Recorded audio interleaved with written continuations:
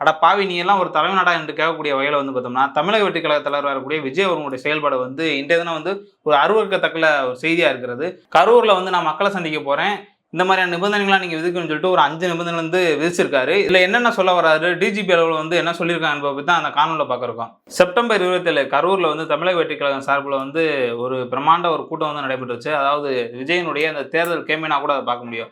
அந்த மாதிரியான கூட்டத்துக்கு வந்த விஜய் அவர்கள் வந்து என்ன பண்ணாருன்னா, 12 மணிக்கு வரேன்னு சொல்லிட்டு கிட்டத்தட்ட ஒரு 7 மணிக்கு நைட் 7, 7:30க்கு தான் வராரு. இந்த தாமதத்தினால வந்து பார்த்தோம்னா, பல உயிர்கள் வந்து பலியாகின. குறிப்பா பார்த்தோம்னா, அந்த கூட்ட நெரிசல்ல பார்த்தோம்னா, பல சின்னஞ்சிறு குழந்தைகள் உள்ளிட்ட பல நபர்கள், பெரியவர், சிறியவர்கள், பெண்கள் உட்பட 41 பேர் மரணம் அடைந்தாங்க. இந்த சம்பவம் வந்து நாடு முழுவதும் மிகப்பெரிய ஒரு அதிர்வலை ஏற்படுத்தி இருந்துச்சு. இதற்கு வந்து எதிர்க்கட்சி, ஆளுங்கட்சி உள்ளிட்ட பல கட்சிகள் எல்லாம் அந்த சம்பவத்தன்றே உடனே வந்து களத்துக்கு சென்றாங்க. ஒரு படிக்கு மேல போய் பார்த்தோம்னா, தமிழ்நாடு முதலமைச்சர் இருக்கக்கூடிய மு.க. ஸ்டாலின் அவர் கூட அந்த ஸ்பாட்டுக்கு வந்து உடனே வந்திருந்தாங்க. வந்திருந்து அவங்களுக்கான நீதி, நிவாரணம் தரேன்னு சொல்லிட்டு ஒரு 10 லட்சம் அறிவிச்சிருந்தாங்க. அதன் பின்பாக பார்த்தோம்னா, விஜய் அவர்கள் வந்து ஒரு 20 லட்சம் அறிவிச்சாங்க. இந்த மாதிரியான ஒரு சம்பவம் ஓடி இருக்கும்போது பார்த்தோம்னா, தாவேகா தலைவர் வரக்கூடிய விஜய் அவர்கள் ஏன் இந்த சம்பவத்துக்கு வரல? விஜய் வர்றதுக்கு என்ன தாமதம்? ஏன் அவரு கூட்டத்துக்கு வந்து மக்கள் செத்துருக்காங்களே! அவங்கள பார்க்கறதுக்கு கூட விஜய்க்கு நேரம் இல்லையான்ற பல கேள்விகள் வந்து தான் எழும்பிக் கொண்டு இருந்துச்சு. இதற்கு மத்தியில பார்த்தோம்னா, விஜய் அவர்கள் வந்து ஒரு வீடியோ வெளியிட்டிருந்தாரு. வீடியோல பார்த்தோம்னா, ஒரு தெனாவட்டு இந்த சம்பவத்துக்கு வந்து தான் ஒரு துளியுமே சம்மந்தம் இல்லாதது போல, இதற்கு முழுக்க முழுக்க ஒரு சதி தான் நடந்துங்கிற மாதிரியான பல கருத்துக்கள்லாம் வச்சுட்டு, கேள்விகள்லாம் வந்து சோசியல் மீடியால எழுப்பியிருந்தாங்க. விஜய் அவர்களும் அதே கருத்த தான் அவருடைய கருத்தா சொல்லிக்கிருந்தாரு. "சிஎம் சார், நீங்க என்ன வேணா பழி வாங்கிக்கங்க. ரசிகர்கள விட்டுருங்கன்னு" சொல்லிட்டு பஞ்ச் டயலாக். அந்த சினிமால சொல்ற மாரி, "வாடா எத்தன பேரா இருந்தா என்னைய தேடி வாங்கடா, நான் பார்த்துக்கிறேன்டா. ஒத்தாளா நின்னு அடிப்பேன்." அந்த மாதிரியான பல கருத்துக்கள சொல்லுவார்ல.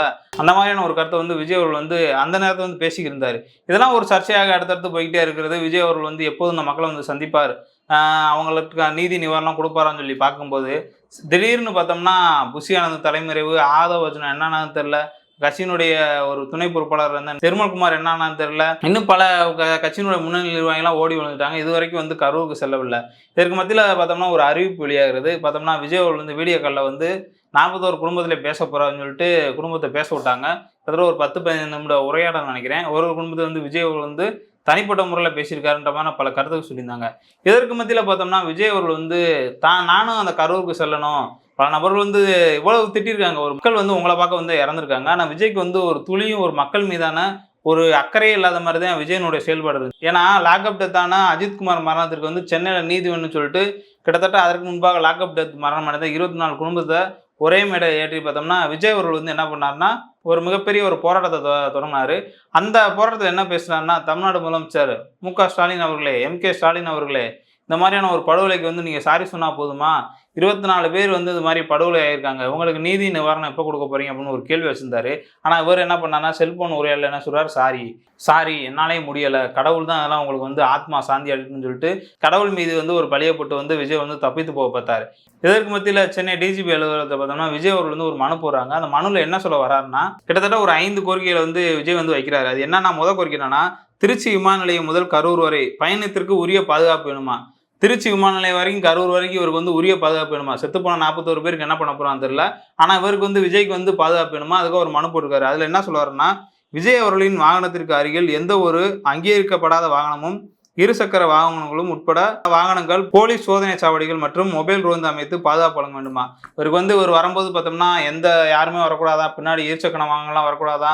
மிக பிரம்மாண்ட அளவுல வந்து ஒரு ரசிகர்கள் வந்து திரண்டு வந்துருவாங்களாம். இதற்கெல்லாம் வந்து எனக்கு ஒரு பாதுகாப்பு வழங்குன்னு சொல்லிட்டு முதல் கோரிக்கை வந்து வைக்கிறாரு.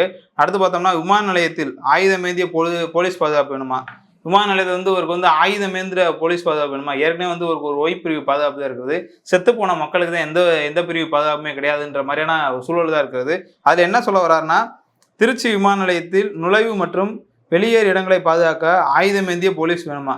இவர் வந்து உள்ள போற இடத்துக்கும், வெளியில வர இடத்துக்கு வந்து ஆயுதமேந்திய போலீஸ்லாம் வேணுமா? இந்த மாதிரியான 2வது ஒரு கோரிக்கை வைக்கிறாரு. 3வது என்ன சொல்றாருன்னா, கரூர் நிகழ்வு இடம் சுற்றி பாதுகாப்பு. அதாவது கரூர் நிகழ்வு அவர் போற இடம் ஃபுல்லா இருக்கு பார்த்தீங்களா? அது வந்து மிகப்பெரிய ஒரு பாதுகாப்பு வேணுமா? அந்த மாதிரியான பாதுகாப்பு இருந்தா தான் நான் வந்து அவங்கள வந்து நேர்ல வந்து பார்க்க முடியும். அவங்களுக்கு வந்து ஆறுதல் கூற முடியுன்ற மாரி ஒரு கருத்த வைக்கிறாரு. அதுல என்ன சொல்ல வர்றாருன்னா, கரூர் விஜய் பங்கேற்று நிதியுதவி வழங்கும் இடத்தை சுற்றி 1 கிலோமீட்டர் சுற்றளவில் பாதுகாப்பு வளையம் அமைக்க வேண்டும். பாதிக்கப்பட்ட குடும்பத்தினருக்கும் ஏற்பாட்டாளருக்கும் பாதுகாப்பு குழுவு மட்டுமே அனுமதிக்க வேண்டும். அதாவது என்ன சொல்ல வர்றாருன்னா, 1 கிலோமீட்டர் சுற்றளவுல வந்து பார்த்தோம்னா, பாதுகாப்பு வளையம் வந்து அமைக்கணுமா. அடுத்து பார்த்தோம்னா, பாதுகாப்பு குழுவுக்கு மட்டும், விழா ஏற்பாட்டாளர்களுக்கு மட்டும் தான் அனுமதியே குடுக்கணுமா. மத்த மக்கள் யாருமே வரக்கூடாதாம். அவரை யாருமே கேள்வி கேட்கக்கூடாதா? என்ன 41 பேர் செத்துருக்காங்க, உங்கள் சட்டையை பிடிச்சி கேள்வி கேட்க வேணாமா? ஒரு சாதாரண ஒரு நபர் இறந்தாவே எவ்வளோ ஆட்டம் போடுறீங்க நீங்கள்? அஜித்குமாரனுடைய லாக்அப் டெத் படுகொலை ஆயிடுச்சு, அவங்கள அரெஸ்ட் பண்ணிட்டாங்க, அவங்கள விசாரணை பண்ணியிருக்காங்க. அதில் பாருங்கள், அந்த அஜித்குமார் வழக்கில் கூட ஒன்று சொன்னார். அப்போ உடனே வந்து தமிழ்நாடு சிபிசிஐடி விசாரிச்சா வந்து சரியாக விசாரணை இருக்கான்னு சொல்லிட்டு முதலமைச்சர் அவர்கள் என்ன பண்ணாங்கன்னா சிபிஐக்கு மாற்றுறாங்க. சார் என்ன சிபிஐக்கு மாற்றிட்டு நீங்கள் என்ன தப்பிக்க பார்க்குறீங்களா? உங்களை எஜமான் காப்பாற்றுவார்னு நினைக்கிறீங்களா அப்படின்னு ஒரு கருத்தை வச்சுருந்தாரு. ஆனால் இந்த கரூர் சம்பவத்துக்கு வந்து சிபிஐ வேணும் சிபிஐ வேணும்னு சொல்லிட்டு ஆரம்பத்துலேருந்து இப்போ வரைக்கும் கதறிக்கிட்டு இருக்காங்க இந்த தாவிக்க அணில் குஞ்சுக. நிகழ்வுக்கு கட்டுப்படுத்தப்பட்ட ஒரு வழி நுழைவுன்னு சொல்லிட்டு ஒன்று சொல்கிறார். அதாவது என்ன சொல்கிறாருன்னா, நிகழ்ச்சி நடைபெறும் இடத்தில் ஒரே நுழைவு மற்றும் வெளியேறும் வழி இருக்க வேண்டும். உள்ளே வரும் நபர்கள் முன்பே பட்டியலில் இருக்க வேண்டும் மற்றும் அவர்களிடம் அனுமதி சீட்டு இருப்பது கட்டாயமாக்கப்பட வேண்டும். அதாவது அந்த சம்பவத்துக்கு வரவங்க வந்து ஒரே ஒரு வழியில தான் வரணுமா, அடுத்து போறதுக்கு இன்னொரு வழி இருக்கணுமா, வர்றவங்களுக்குலாம் அனுமதி சீட்டு வேணுமா? பாருங்க, அவங்க பக்கத்து வீட்டுக்காரங்களும் விட மாட்டாங்க போல. பாருங்க, ஒரு சம்பவம் நடந்திருக்கு, விஜய் பார்க்க வராரு, பக்கத்து வீட்டுக்காரங்க கூட ஒரு சில கேள்விகள் வைப்பாங்கப்பா, உனைய பார்க்க வந்தா இப்போ செத்து போனாங்க, நல்ல பிள்ளைங்கப்பா, இவங்க வந்து இவங்க வாழ்க்கையில் எப்படிலாம் சீரியல் ஸ்டேப்பா, ஏன்ப்பா ஒரு 12 மணிக்கு வந்திருந்தா உங்களோட உயிராவது மிச்சமாக இருக்குமே, ஏன்ப்பா அப்படி லேட்டாக வந்து தேவையில்லாமல் அந்த மக்களை இது பண்ணுறீங்க அப்படின்னு சொல்லிட்டு சட்டையை பிடிச்சி யாரும் கேள்வி கேட்டக்கூடாதுன்றக்காக அனுமதிக்கப்பட்டவங்க மட்டும்தான் வரணுமா? அது ஒரு வழியில், திரும்பி போகிறதுக்கு இன்னொரு வழியா. இவர் பாருங்க, தமிழ்நாட்டினுடைய சிஎம்னுடைய கான்வாயை தாண்டி இவர் ஒரு புதுசாக பல கோரிக்கைகள்லாம் வைக்கிறார் பாருங்க. அடுத்து என்ன சொல்கிறாருன்னா, ஊடகங்கள் மற்றும் பொதுமக்களுக்கு தடை. இதுதான் மிக முக்கியமானது. ஊடகங்கள் வரக்கூடாதான், பொதுமக்கள் வரக்கூடாதான், அப்போ யாருதாயே வேணும்? இந்த கேள்வியை வந்து நீ 2-3 பிரச்சாரம் பண்ணியிருந்தல, அப்போ கேட்க வேண்டியதானே? 3-4 இடங்களுக்கு வந்து மக்களை வந்து அணிதனியாக திரட்டிட்டு பார்த்தியா, என் கூட்டத்தை பார்த்தியா, நான் கூட நினச்சேன், ஏதோ சாதாரணமாக நினச்சேன், இறங்கினதுக்கப்புறம் தான் தெரியுது அப்படின்ற மாதிரி நான் பல கருத்து வச்சாரு. மிக முக்கியமாக பார்த்தோம்னா ஊடகங்களுக்கு தடை வைக்கணுமா? ஏன் ஊடகங்களுக்கு தடை வைக்கணும்? நீ கிட்டத்தட்ட ஒரு 3-4 மீட்டிங் போடும்போது ஊடகங்கள் தானே உனக்கு பெரிதாக ஆக்குனாங்க. இந்த விஜய் தூங்குகிறார், விஜய் எந்திரிக்க போகிறார், விஜய் டக்குன்னு இங்கிட்டு பிறண்டு படுக்கிறார், விஜய் ரைட்டாக பிறண்டு படுக்கிறார், ரைட்டு பிறண்டு படுக்கும்போது என்னவென்று தெரியவில்லை, திடீரென்று போர்வை விலகியது, அடுத்து எந்திரிக்க போகிறார், எந்திரிக்க தாமதமாகிவிட்டது, மூஞ்சியை கழுவுகிறார், பல்லை தேய்க்கிறார், சாப்பிட்றார், யூரின் போகிறார், இன்னும் பல இதாக அதுன்னு சொல்லிட்டே இருந்தாங்க. யார் யார்கிட்ட பேசினான்றதை மட்டும்தான் சொல்லலை.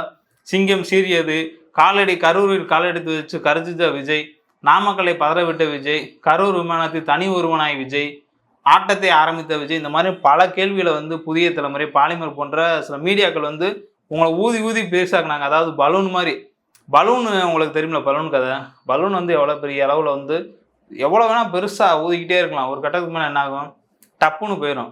அது மாதிரி தான் விஜய் அவர்கள் வந்து ஒரு பலூன் பிம்பம் தான். ஆனால் அதில் ஊடகங்களையே வேணாம்னு சொல்கிறாரு. ஏன் பொதுமக்களை வேணாம்னு நம்ம பார்த்தோம்னா, ஊடகங்கள் வந்து விஜய் எந்த அளவுக்கு வந்து ஆதரிச்சதோ, ஊடகங்கள் வந்து தற்போது வந்து அந்த ஊடகங்கள் விமர்சிக்கப்பட்டு, இனிமேல் விஜய் அவர்கள் வந்து விமர்சித்தாதான் நமக்கான ஒரு ஊடக தர்மம்னு இருக்குன்ற ஒரு மையப்படுத்தி தான் ஊடகங்கள் தற்போது வந்து செயல்பட்டு இருக்காங்க. பொதுமக்கள் ஏன் வரக்கூடாதுன்னு சொல்கிற? பொதுமக்கள் அன்னைக்கு வர வேணாம்னு சொல்ல வேண்டியதானே? கரூரில் அந்த மாதிரி மீட்டிங் போட்டிருக்கேன், தாவைக்கா மட்டும்தான் வரணும், உறுப்பினர்கிட்ட இருக்கும்போது வரணும் அப்படின்னு சொல்ல வேண்டியதானே? செத்துப்போன 41 குடும்பமே பொதுமக்கள் தானே, அப்போ நீ எதுக்கு வர? செத்துப்போன 41 குடும்பமும் எந்த தாவைக்காரங்க, தாவைக்கானோட உறுப்பினர்கிட்ட இருக்கா? செத்துப்போன பிஞ்சு குழந்தைகள்கிட்ட இருக்கா? 7-8 குழந்தைங்க சேர்த்துருக்காங்க, பெண்கள் சேர்த்துருக்காங்க, பெரியவங்க சேர்த்துருக்காங்க.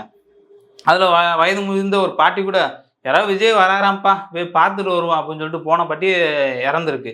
அப்போ விஜய் அவர்களுக்கு வந்து ஏதாவது ஒரு அடிப்படை அறிவிக்கா? டிஜிபி அலுவலகம் கூட சொல்லிட்டாங்க, நீங்கள் கரூர் எஸ்பியை பார்த்துக்கோங்க, அங்கே பார்த்து நீங்கள் போகிறக்கான அனுமதி கேட்டுக்கணும். முதல்ல வந்து இந்த இடத்துல வந்து எதுக்கு போய் காவல்துறையிட்ட போய் நீ பெர்மிஷன் கேட்கணும்? மக்கள் தானே உனக்கு தலைவர்கள், மக்கள் தானே காவலே. அப்போ மக்களை வந்து நீ சரியாக நடத்திருந்தானா மக்கள் வந்து உங்களுக்கு பாதுகாப்பு கொடுக்க போகிறாங்க. எதுக்கு நான் காவல்துறையை பார்க்க போகிறேன்? அப்போ இன்னொரு சம்பவம் வந்து நடத்துறதுக்கு எதுவும் திட்டமிட்டிருக்கா? மக்கள் தானே உனக்கான தலைவர்கள், மக்கள் தானே எஜமானர்கள். நீ தானே சொல்லியிருக்க ஜனநாயகத்தினுடைய எஜமானர்கள் மக்கள் தான் அப்படின்னு சொல்லிட்டு மேடையில் பேசுறது. இங்கே பார்த்தோம்னா பொதுமக்கள் யாருமே வரக்கூடாதுன்னு. அப்போ இதுலேருந்து நம்ம என்ன தெரிஞ்சுக்கணும்னா, விஜய் அவர்கள் வந்து ஒரு இரட்டை நாக்கு பேர்வழி. இங்கே ஒன்று சொல்லுவார், அங்கே ஒன்று சொல்லுவார். நான் மக்களை வந்து பார்த்தோம்னா, நான் மக்களை வந்து என்னுடைய அண்ணனாக பார்க்குறேன், சகோதரனாக பார்க்குறேன், ஒரு தங்கச்சி அரசுன்னா அவங்களுடைய தாய் மாமனாக பார்க்குறேன், அவங்க காலில் விழுகிறேன், காலை கழுவி விடுறேன், எல்லாமே சொல்லிட்டு, ஆனால் இங்கே வந்து பொதுமக்கள் வரக்கூடாதான். அப்போ விஜய் அவனுடைய உண்மை குணத்தை எப்பயாவது புரிஞ்சுக்கிட்டீங்களா? எனவே நம்ம என்ன சொல்ல விரும்புகிறோம்னா, விஜய் போன்ற நபர்கள் வந்து சமூகத்திலேருந்து புறக்கணிக்கப்பட வேண்டிய நபர்கள். தமிழ்நாட்டில் எத்தனையோ பிரச்சனை நடந்திருக்கு.